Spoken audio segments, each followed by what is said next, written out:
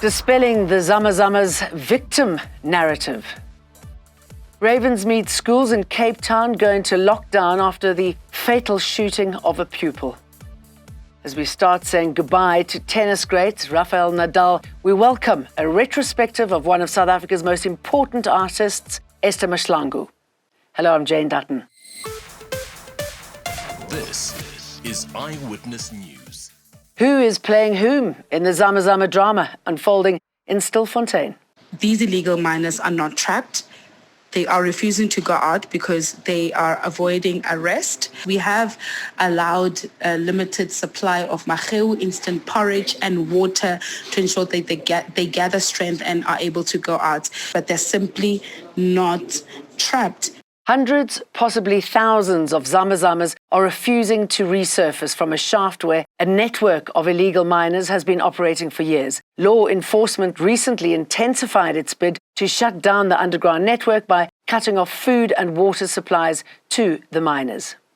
A group of community members who have been part of rescue efforts for the past few weeks have been told to stand down and make way for mining experts. Another assessment of the shaft is currently being done to determine the magnitude of the task ahead. So far, there's a 3-point plan in place, which includes clearing the site and establishing communication with the illegal miners, sending down equipment for a clear picture of what's underground, and then the technical work to haul the miners up begins. The community leader, Tembile Botman, says some considerations have not been made. The exact timeline of the rescue mission is unknown.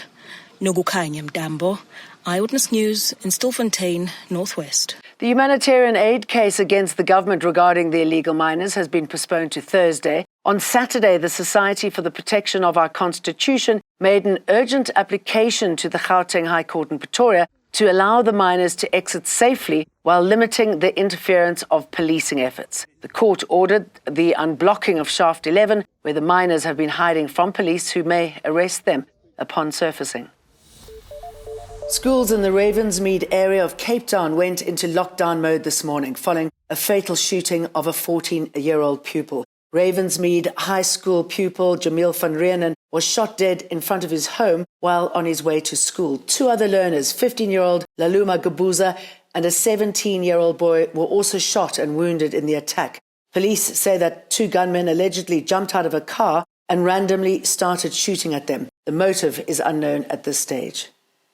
It's every day the same thing. We must just be in fear. The children can't even play on the parks. This is not our war. They can shoot 3 of our Rasta children. So where does that leave us? A study by the Human Sciences Research Council has uncovered an increasing pattern of gender-based violence against women aged 18 to 24 perpetrated by men with whom they are not romantically involved.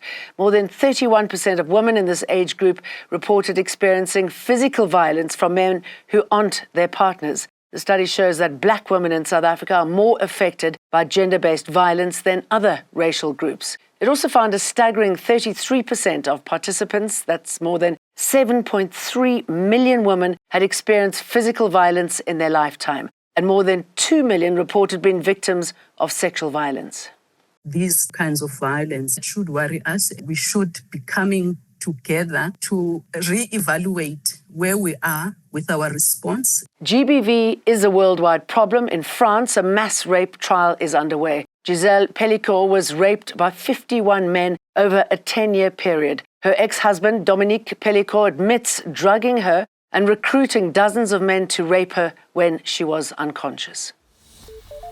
KwaZulu-Natal Police Commissioner Nhlanhla Makwanazi says the firearms recovered from the 6 youngsters linked to a string of charges in KwaMashu belong to people who were killed. Yesterday, only 3 of the 6 suspects appeared in the Ntuzuma Magistrates Court. The accused cannot be identified yet as police investigations in the matter continue. We must first compliment those members that were conducting a roadblock at Sundumbili, where they managed to stop them and apprehend these criminals, and that assisted in not only arresting them, but also recovering firearms, that some of the firearms that belong to people that were killed. The state is set to oppose bail. They've been linked with quite a number of murder cases. It's about 11 cases thus far. And the team continue to profile them further, and perhaps there is more charges that might be added.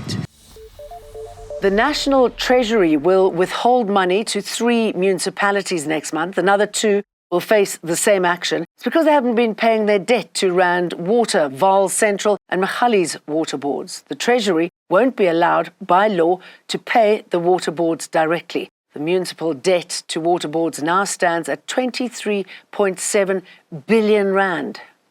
Nothing has changed. Instead, things are getting worse. Local municipalities don't really want to honor what they've signed. Today starts tennis great Rafael Nadal's final days as an active player. He's representing Spain in the match against the Netherlands in the Davis Cup. The 22 Grand Slam winner is ending his professional career due to injuries. He's been described as a worldwide icon and national treasure. Then I knew I was good at painting. Esther Mashlangu, a retrospective, is a critically praised retrospective show by Esther Mashlangu, and it's happening at Wits Art Museum. The exhibition will open on the 20th of November. The retrospective, curated by Nontobeko Ntombela, thoroughly examines the life and creative output of Mashlangu, a world-renowned icon. It details her incredible journey from her modest upbringing in a small Mpumalanga village to fame and fortune. Don't forget to download the EWN app. Eyewitness News, in touch, in tune, and independent. For the latest, log on to ewn.co.za or ewn.mobi.